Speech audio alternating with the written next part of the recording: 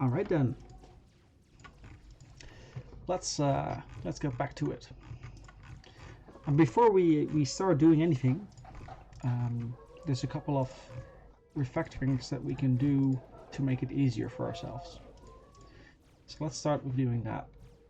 First of all, we're going to create our own AI brain.lua. And for now we're going to call this threat analysis.lua. There we go. And what we're going to do is something like this. We just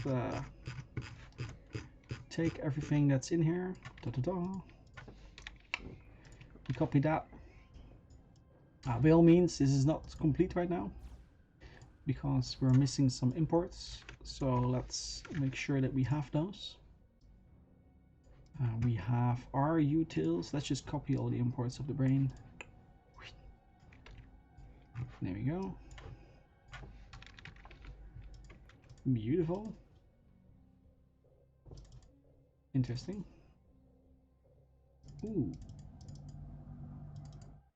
That means it includes dummy drones. Okay. Okay, so we got all the imports. By all means, we don't need all of these. Did I start the recording? Yes, I did. Alright. And then what we can do in here is this function gets called every now and then by the analysis thread, which is called every 6 seconds. So instead of actually running the code in here, we do an import statement. Now typically you don't want this import statement in production code, right? Because that is doing stuff that you don't want it to do. Remind me to think of a better name for that. Let me just copy that.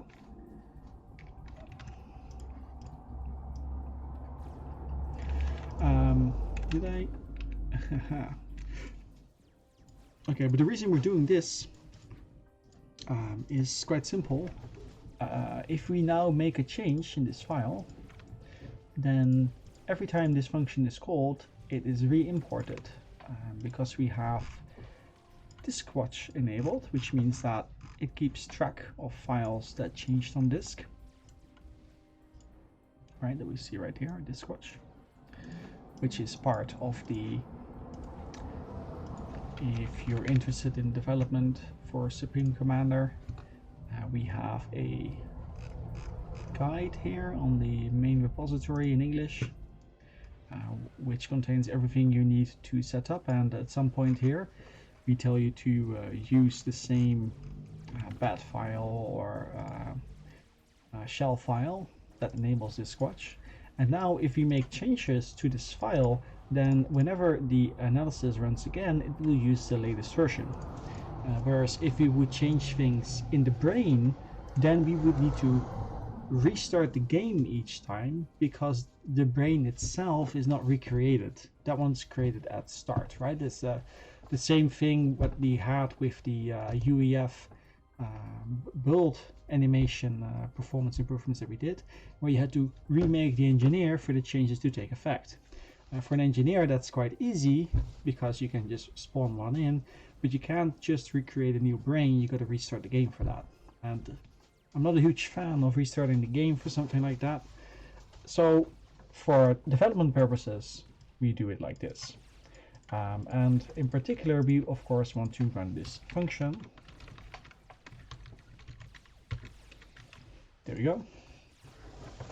So now this threat analysis here should run. Just to make sure that that's actually the case, and we've got to do one restart because we changed the function here. But after this, we should no longer need to be able to. We should no longer need to do that. Let's just make sure that we got the right function too. Oh. And we can even do better than this. But let's just the wins. Oops, unable to find the file. The Of course, it's not here. It is inside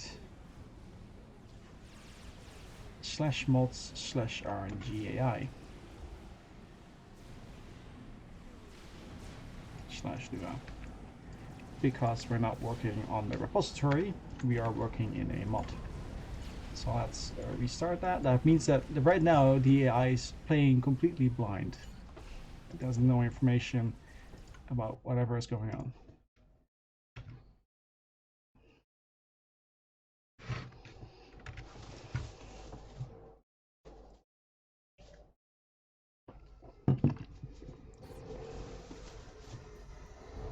Oh, and now it didn't. Alright, that makes sense, of course. We copied this from a table, but now it's no longer a table. So we gotta restart one more time.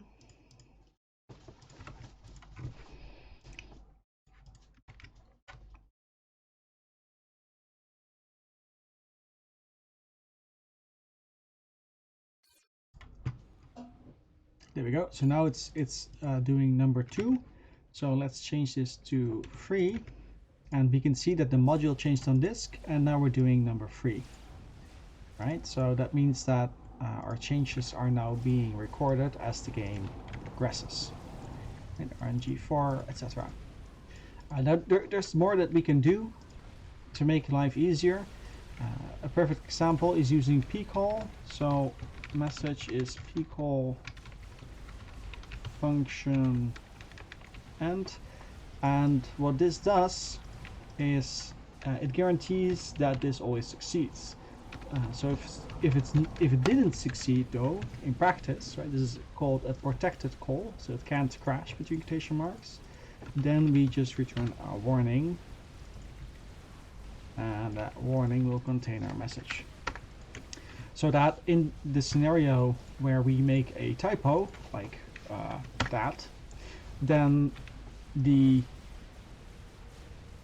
still don't need to restart, because yes, it crashed this function, but it's inside a protected call, so we just get an error message that says, hey, you did something silly. So let's restart one more time.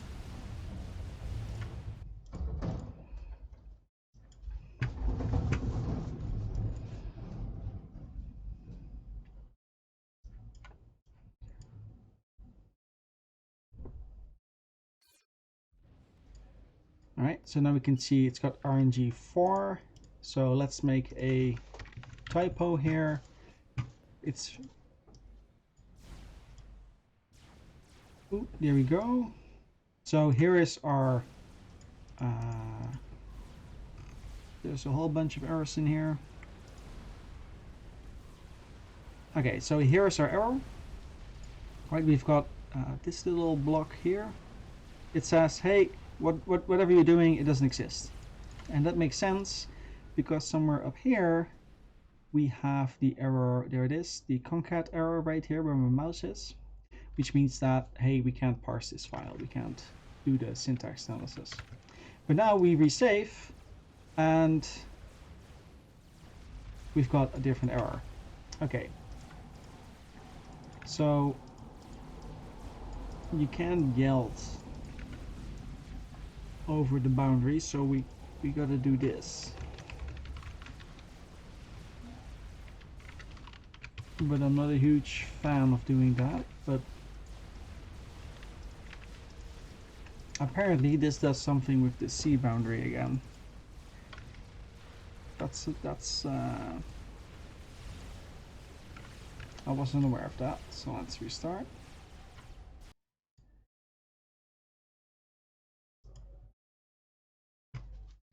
All right.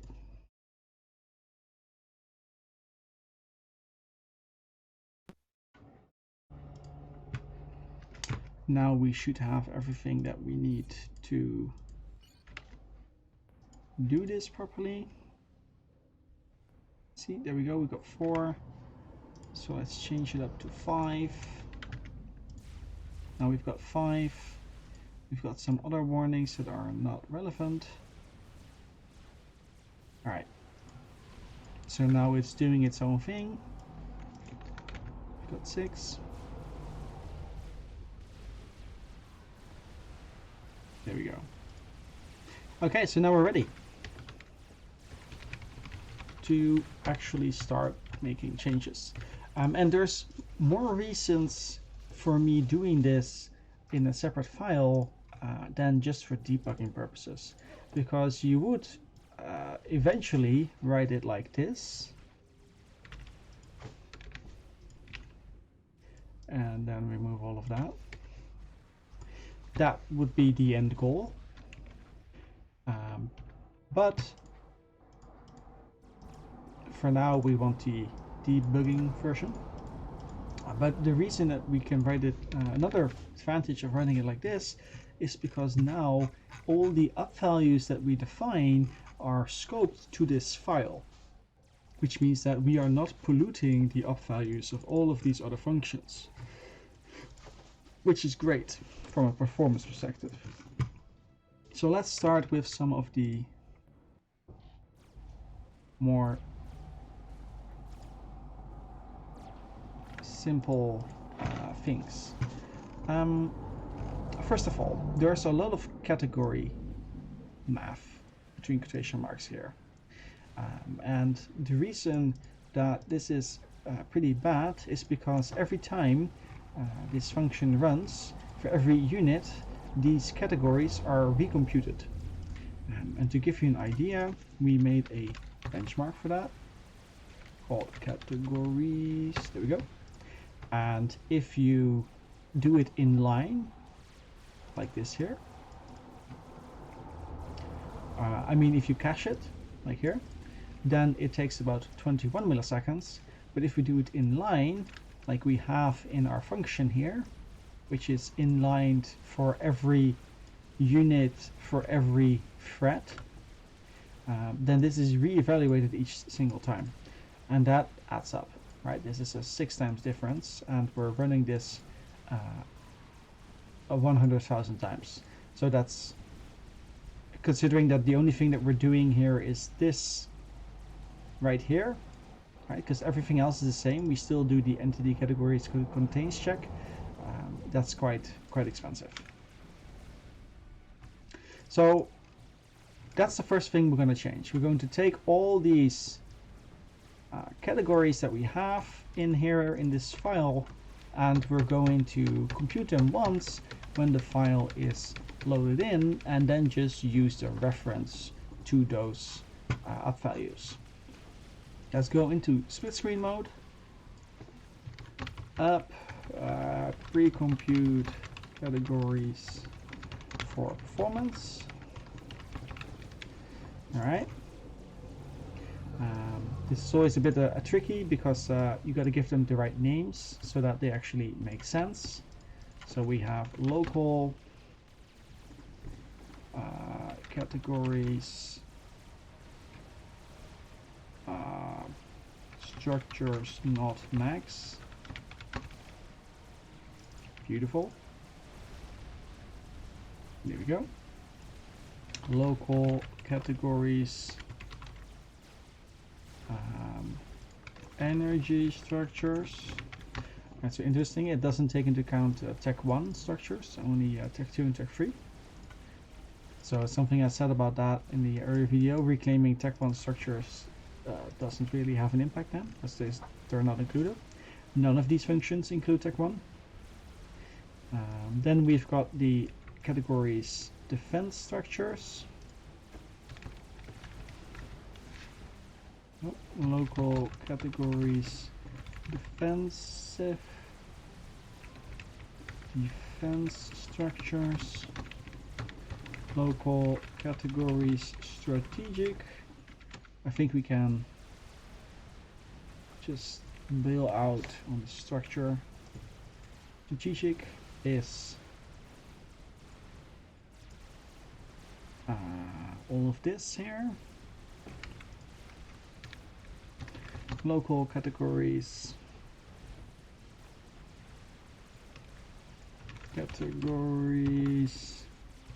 intelligence, local categories factory.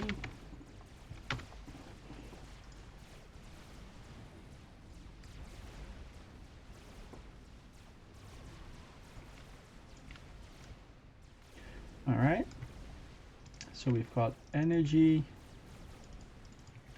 defense, strategic, intelligence, and factory.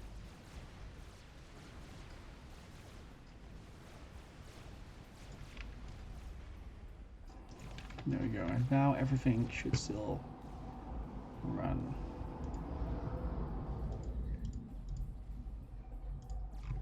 Let's just wait for it to trigger again. So just to reiterate what we did here, these categories need to be computed every time it hits that line, and considering we do that for every thread and for every unit, these categories are computed many times over. For example, if we have a factory, then it would need to compute the categories of energy, defense, strategic, intelligence, categories, not categories. Gotta spell it right. Before we know that it is a factory or it's nothing at all. So there's that. We apparently made a mistake. 41 unexpected symbol near. Yeah, that's pretty unexpected. I agree.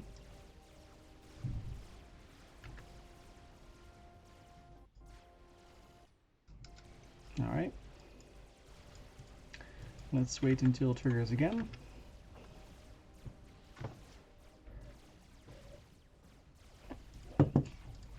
So that's one of the first changes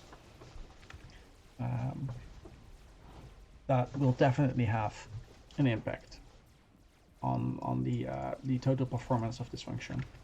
If we compare it with the number of iterations that we have here, we kind of want this function to be cheaper than 1 millisecond, right? Anything more than 1 millisecond is a problem, because when it takes 1 millisecond, it's very noticeable in the, oh, here we go. So now everything is correct again, it works. 1 millisecond is 1% of the total budget. And that sounds like not so much, but considering that this runs continuously throughout the game and it becomes more and more expensive as we progress through the game, right? Because there's going to be more units, more threats to take into account. We kind of want it to be as cheap as possible. And we can easily hit this number of checks using the logic in our function here, because there are right now already 23 threads that we need to analyze, and each of those threads may have units in them that we again need to analyze. And I think the most interesting other optimization that we can do, category structures not max. So there is an interesting issue here. We look at all the structures that are not walls and not mass extractors, but then this one doesn't accept tech 1, this one doesn't accept tech 1, this one doesn't accept tech 1, this one doesn't accept tech 1, and this one doesn't accept tech 1 either. Which means that if we would have a tech 1 factory, which is quite common, right? This one here. Or we would have a tech 1 PD, which again is quite common, like that one right there. Or a tech 1 radar or PGen, then they are initially taken into account to search, right? To determine, is this unit worthy enough? Is this a tech 2 defense structure, yes or no? To add to our bookkeeping that we're trying to populate here, even though none of the actual checks that we do supports tech 1 units. So What we could do is say, well, we don't want walls, we don't want any mask extraction, but we do want this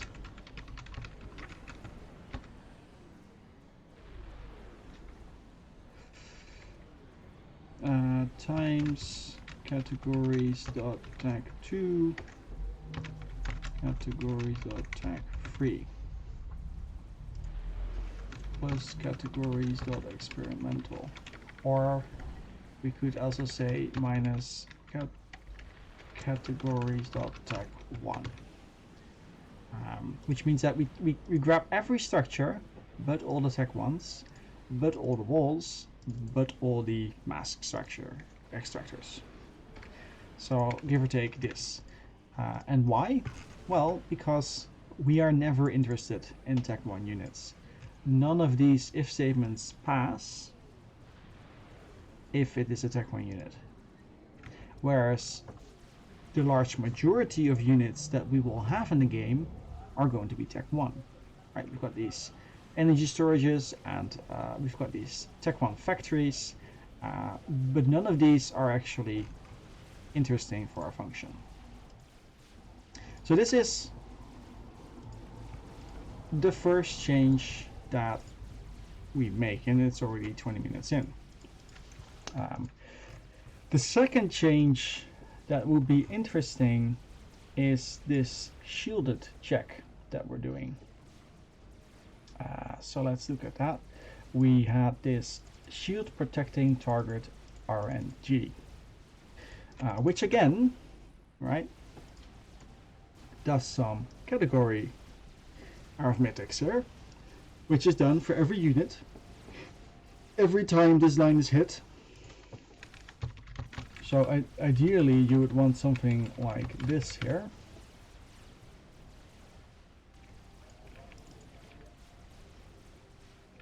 Something like that. So that we don't recompute these categories. Note that this is actually more expensive than just the arithmetics, because we're not only doing the arithmetics, but categories itself is a global, which means that we got to retrieve the global using the get global operator.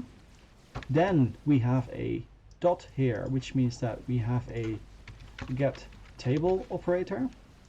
Then we do the same thing here, right? So we get this again, and then we do the multiplication, which is just mul, I think. Which means that this is, right, this is pretty expensive, which also explains why the difference here is so large, right? So even if we would cache this every 100 times, the performance improvement is already quite significant over having it inline directly. But that was not the actual issue, right? The actual issue that we had was that this get units around point was done for all the units that were viable, and that one was pretty big and pretty expensive. I think I broke something. Yeah. Okay, so note to self, do not reload the RNG utilities. Let's restart.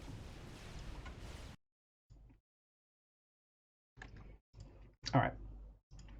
But before we tackle that shield issue, I think it is relevant to introduce more debugging capacity to ourselves to really understand what it is that's going on here. And we're going to do that in the next video.